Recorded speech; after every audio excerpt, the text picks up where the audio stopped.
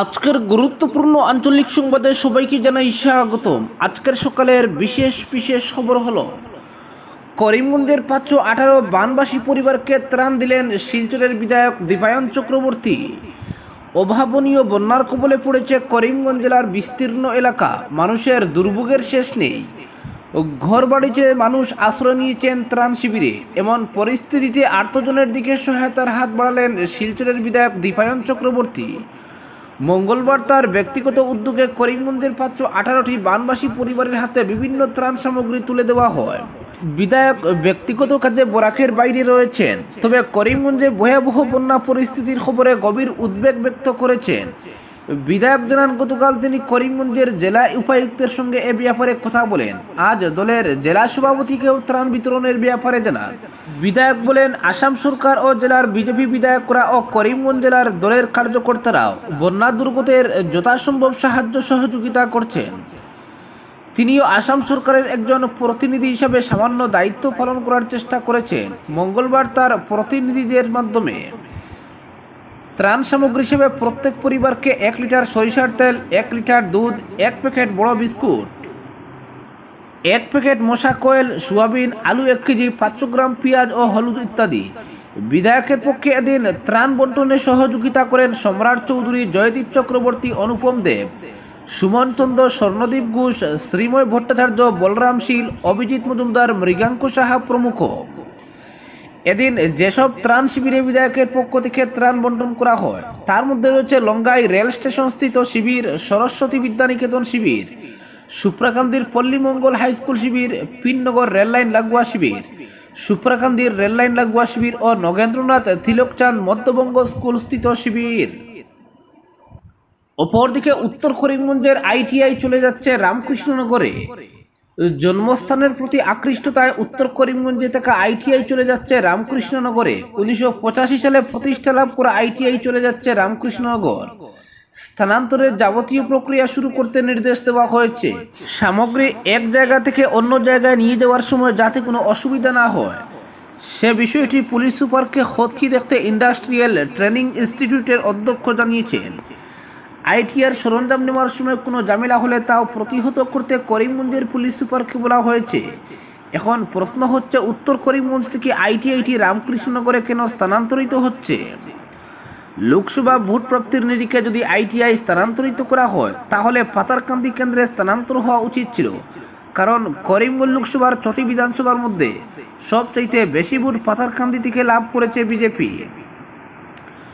বাস্তবে এমনটা না হয়ে রামকৃষ্ণনগরে নিয়ে যাওয়া হচ্ছে উত্তর করিমগঞ্জে থাকা আইটিআইটি। উত্তর করিমগঞ্জের বিধায়ক কমলাক্ষ দেব পুরকায়স্থ লোকসভা নির্বাচনের সময় থেকে বিজেপি ঘনিষ্ঠ বিধায়ক হিসেবে স্বীকৃতি লাভ করেছেন জনগণের কাছে, কিন্তু তারপর উত্তর করিমগঞ্জ কেন্দ্র থেকে আইটিআই তুলে নিয়ে রামকৃষ্ণনগরে যাওয়ার ঘটনা সামাজিক মাধ্যমে দস্তুর মতো ট্রল চলছে। আলোচনায় এমনও আসছে, জেলা সদর বা শহরতলিতে মেডিকেল কলেজ স্থাপনের জন্য আন্দোলন করেছিলেন উত্তর করিমগঞ্জের বিধায়ক। সে সময় তিনি কংগ্রেসের নেতা থাকায় মেডিকেল কলেজ রামকৃষ্ণনগরে চলে যায়। একাংশ কংগ্রেসীদের মতে ইন্ডিয়ান ইনস্টিটিউট অফ মেডিকেল সায়েন্সের প্রকর্মা ব্যঙ্গে মেডিকেল কলেজ জেলা সদর থেকে প্রায় 30 কিলোমিটার দূরবর্তী স্থানে নিয়ে যাওয়া হয়। সে সময় কংগ্রেসী বিধায়ক কোনোভাবে তা প্রতিহত করতে পারেননি। এবার সেই বিধায়ক বিজেপির সহযোগী। তাহলে উত্তর করিমগঞ্জের আইটিআই রামকৃষ্ণনগরে যাচ্ছে কেন, এই প্রশ্ন কংগ্রেসীদের। তাহলে কি বিজেপির প্রতি দুর্বল হয়ে উত্তর করিমগঞ্জের তাবড় নেতা কমলাক্ষ দেব পুরকায়স্থের কদর কমে গেছে, জানতে চান জেলা কংগ্রেস সভাপতি রজত চক্রবর্তী। তবে আইটিআই স্থানান্তরের নেপথ্যে রয়েছে জন্মমাটির প্রতি অগাধ ভালোবাসা। করিমগঞ্জ জেলা আইটিআই অবসরপ্রাপ্ত কর্মী বিভাস ধর সংবাদ মাধ্যমে বলেন, 1985 সালে করিমগঞ্জ আইটিআই স্থাপিত হলেও সেটির পড়াশোনা চলত শ্রীকোনা আইটিআই এ। 1991 সালের সেপ্টেম্বর মাসে করিমগঞ্জে বাড়াবাড়িতে শুরু হয় আইটিআই ক্লাস। জনৈক প্রাণজিৎ দাস অধ্যক্ষের দায়িত্বে ছিলেন। তিনি অধ্যক্ষ হিসেবে কাজে যোগ দিয়েই শ্রীকোনা থেকে করিমগঞ্জে আইটিআই নিয়ে আসেন। অধ্যক্ষ প্রসেনজিৎ দাসের বদলি হলে তার স্থলাভিষিক্ত হন রামকৃষ্ণনগরের সুসন্তান অসীম নাগ। পরবর্তীতে সরকারের তরফ থেকে আইটিআইয়ের জন্য স্থায়ী জায়গা দেখতে বলা হয়। বদরপুরের নিরালা এবং বাইশগ্রামে আইটিআইয়ের জন্য জায়গা দেখা হয়, কিন্তু তৎকালীন অধ্যক্ষ সেসব জায়গা নাকচ করে দেন। নিজের বাড়ি রামকৃষ্ণনগরে থাকার সুবাদে রামকৃষ্ণনগরে আইটিআই স্থাপনের লিখিত প্রস্তাব দাখিল করেন। জন্মমাটি জন্মস্থানের প্রতি সবার অকৃত্রিম ভালোবাসা থাকে, নিজের জায়গার জন্য কোনো না কোনো কাজ করতে চান সবাই। অসীম নাগের দেওয়া সেই প্রস্তাব সরকার গ্রহণ করে আইটিআইয়ের জন্য রামকৃষ্ণনগরে বানানো হয় স্থায়ী ভবন। এবার উত্তর করিমগঞ্জ থেকে আইটিআই স্থানান্তর হচ্ছে রামকৃষ্ণনগরে। উত্তর করিমগঞ্জের ভাড়া বাড়িতে থাকা অবস্থায় মাত্র 2টি ইউনিট ছিল, রেফ্রিজারেটর বানানো এবং টেইলারিং। এবার রামকৃষ্ণনগরে আইটিআই স্থায়ী ভবনে স্থানান্তরিত হলে অন্তত 7টি ইউনিট চালু থাকবে, সেটা নিশ্চিত। অপরদিকে শিক্ষকদেরও 30 দিনের আর্ন লিভ, সরকারের আলোচনা শুরু। অন্যান্য কর্মচারীদের চেয়ে বছরে 24 দিন কম ছুটি শিক্ষকদের। রাজ্যের 4.5 লক্ষ সরকারি কর্মচারীদের মধ্যে 2 লক্ষ শিক্ষক বঞ্চিত রয়েছেন আর্ন লিভ থেকে। সরকারি কর্মচারী হওয়া সত্ত্বেও অন্যান্য কর্মচারীদের চেয়ে বছরে 24 দিন কম ছুটি পান শিক্ষকরা। সরকারের অন্য বিভাগের কর্মচারীরা বছরে সব মিলিয়ে 76 দিনের ছুটি উপভোগ করতে পারেন, কিন্তু শিক্ষকরা বছরে পান 52 দিনের ছুটি। অবশেষে অন্যান্য কর্মচারীদের মতো শিক্ষকদেরও 30 দিনের আর্ন লিভ প্রদানের উদ্যোগ নিল রাজ্য সরকার। ইতিমধ্যে এ ব্যাপারে সংশ্লিষ্ট সব বিভাগের মতামত নেওয়া হয়েছে। একই সরকারের কর্মচারী হয়েও অন্যান্য বিভাগের কর্মচারীদের মতো আর্ন লিভ পান না শিক্ষকরা, তাই শিক্ষকদেরও 30 দিনের আর্ন লিভ প্রদানের দাবি করা হচ্ছে দীর্ঘদিন ধরে। এতদিন শিক্ষকদের এই দাবিতে কান দেয়নি সরকার। শিক্ষক সংগঠনের সঙ্গে এ নিয়ে সরকারের সংঘাতেরও সূচনা হয়। অন্যান্য কর্মচারীদের মতো আর্ন লিভ না পাওয়ায় এবার গরমের ছুটিতে সর্বশিক্ষা বা সরকারের চাপিয়ে দেওয়া কোনো সরকারি কাজে সহযোগিতা না করার সিদ্ধান্ত নিয়েছে শিক্ষক সংগঠন। সারা আসাম কর্মচারী সংস্থাও শিক্ষকদের এই দাবি নিয়ে সরকারের সঙ্গে আলোচনা চালিয়ে যাচ্ছে। ফলে শিক্ষকদের অসহযোগিতার হুমকি এবং সারা আসাম কর্মচারী পরিষদের প্রচেষ্টার ফলে শিক্ষকদের আর্ন লিভ প্রদানের ব্যাপারে বিভিন্ন সরকারি বিভাগের মতামত নেওয়া হচ্ছে। গত 15 মার্চ সারা আসাম কর্মচারী পরিষদের সঙ্গে আলোচনার ফলশ্রুতিতে শিক্ষকদের আর্ন লিভের বিষয়টি নিয়ে সংশ্লিষ্ট সব বিভাগের প্রধানদের ব্যবস্থা নেওয়ার নির্দেশ দেন মুখ্যমন্ত্রী। সেই অনুযায়ী গত 18 জুন জনতা ভবনে অর্থ দফতরের কমিশনার, শিক্ষা সচিব, সাধারণ প্রশাসন এবং কর্মচারী বিভাগের কমিশনার একসঙ্গে বসে কর্মচারী পরিষদের প্রতিনিধিদের মতামত নেন। শিক্ষক সংগঠনের সূত্রে খবর, সরকার কর্মচারী পরিষদের দ্বিপাক্ষিক আলোচনায় সরকারের পক্ষ থেকে অন্যান্য রাজ্যের শিক্ষকরা কী ছুটি পান এবং কেন্দ্রীয় সরকারের কর্মচারীরা কতদিনের আর্ন লিভ পান সেই তথ্য সংগ্রহ করার কথা বলা হয়। অন্যদিকে কেন্দ্রীয় বিদ্যালয়ের শিক্ষক, রেলওয়ে শিক্ষা সেবার শিক্ষক, বিশ্ববিদ্যালয় কলেজের শিক্ষকরা 30 দিনের আর্ন লিভ পাওয়ার তথ্য সরকারের কর্তাদের হাতে পেশ করেন কর্মচারী পরিষদের প্রতিনিধিরা। উল্লেখ্য, রাজ্যের সরকারি কর্মচারীরা বছরে 12 দিন ক্যাজুয়াল লিভ পান, আর্ন লিভ 30 দিন, কমিউটেড লিভ 10 দিন। মাসের দ্বিতীয় ও চতুর্থ শনিবারের ছুটি মিলিয়ে বছরে মোট 76 দিনের ছুটি উপভোগ করতে পারেন তারা। কিন্তু শিক্ষকরা বছরে 12 দিন ক্যাজুয়াল লিভ, আর্ন লিভ 10 দিন এবং গরমের ছুটি পান 30 দিন। তাই অন্যান্য বিভাগের কর্মচারীদের চেয়ে শিক্ষকরা বছরে 24 দিন কম ছুটি পান। এর মধ্যে আবার সর্বশিক্ষা মিশনের গাইডলাইন অনুযায়ী গরমের ছুটিতেও শিক্ষকদের স্কুলে হাজির হতে হয়। পড়ুয়াদের শৈক্ষিক বিকাশের সঙ্গে সহশিক্ষামূলক কর্মসূচিতে অংশ নিতে হয় তাদের। তার মানে গরমের ছুটিও যথাযথ উপভোগ করতে পারেন না শিক্ষকরা। তাছাড়া নির্বাচন, জনগণনা সহ সরকারের বিভিন্ন প্রকল্পেও জড়িত করা হয় শিক্ষকদের। তবে 30 দিনের আর্ন লিভ না পেলে শিক্ষকরা এবার গরমের ছুটিতে সরকারের চাপানো কাজ না করার সিদ্ধান্ত নিয়ে রেখেছেন। অপরদিকে ভৈরবী গুয়াহাটি যাত্রী রেল চালুর দাবিতে বিক্ষোভ। অবিলম্বে ভৈরবী গুয়াহাটি যাত্রী রেল পরিষেবা চালু করা। ভৈরবী শিলচর আরেকগুড়া প্যাসেঞ্জার ট্রেন। বর্তমান ট্রেনে বগির সংখ্যা বৃদ্ধি, ভৈরবী সাইরেং রেল প্রকল্পের কাজ দ্রুত সম্পন্ন করা সহ বিভিন্ন দাবিতে মঙ্গলবার ধর্ণা, বিক্ষোভ, প্রতিবাদী কার্যসূচি পালন করে নাগরিক অধিকার সুরক্ষা সমিতি হাইলাকান্দি। বিকেল 5:30টায় হাইলাকান্দি রেল স্টেশনে প্ল্যাকার্ড সহযোগে দাবি আদায় এনএফ রেলওয়ের চরম উদাসীনতা এবং বঞ্চনার বিরুদ্ধে সোচ্চার হয়ে বক্তব্য রাখেন নাগরিক অধিকার সুরক্ষা সমিতির সভাপতি প্রেমাংশু শেখর পাল, সহ সভাপতি শেখর চক্রবর্তী, সম্পাদক রঞ্জিত ঘোষ, ভগবান দাস সারদা, সুশীল পাল, কল্লোল চৌধুরী, বক্ত সিং, বরিষ্ঠ নাগরিক সংস্থার সভাপতি নারায়ণ দেবনাথ, বিশিষ্ট সাংবাদিক সদানন্দ ভট্টাচার্য, সুকমল পাল প্রমুখ।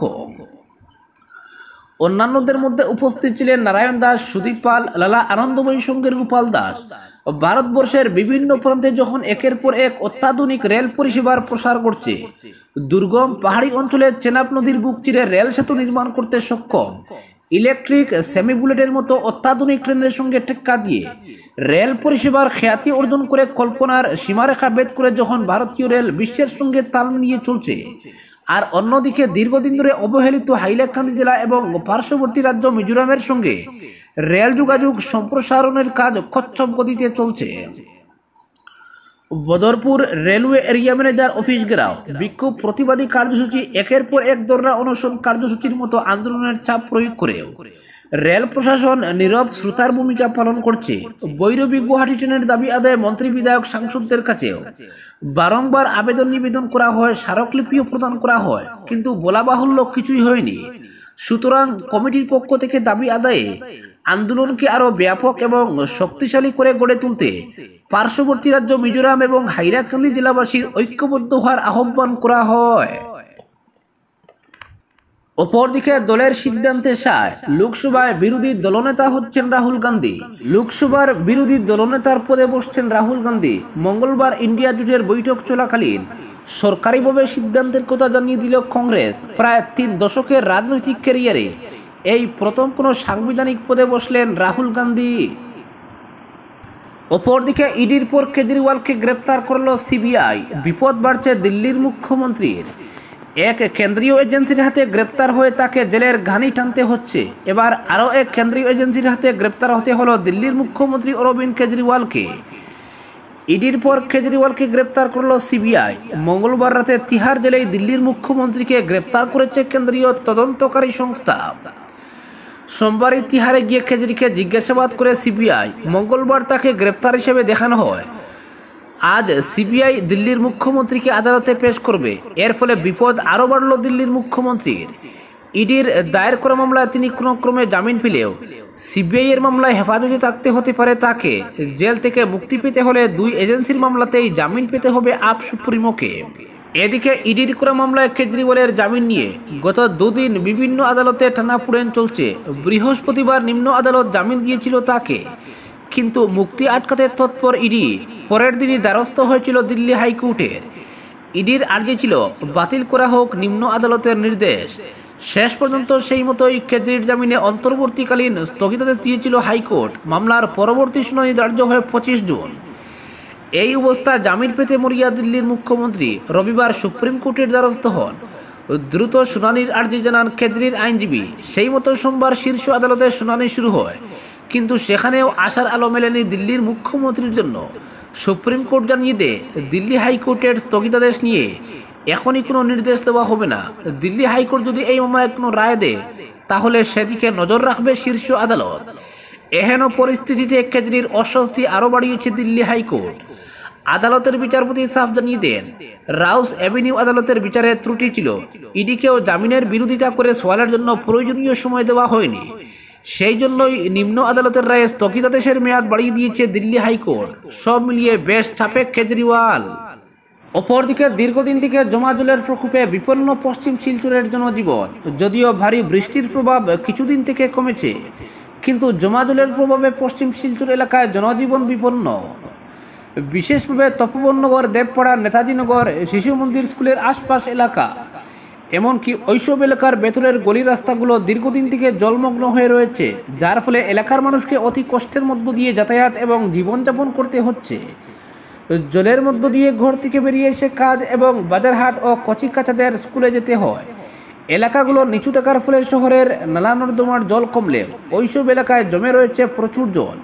অন্যদিকে দীর্ঘদিন থেকে জমা জলের কারণে ঘাস এবং আবর্জনা পচে দুর্গন্ধের সৃষ্টি হয়েছে।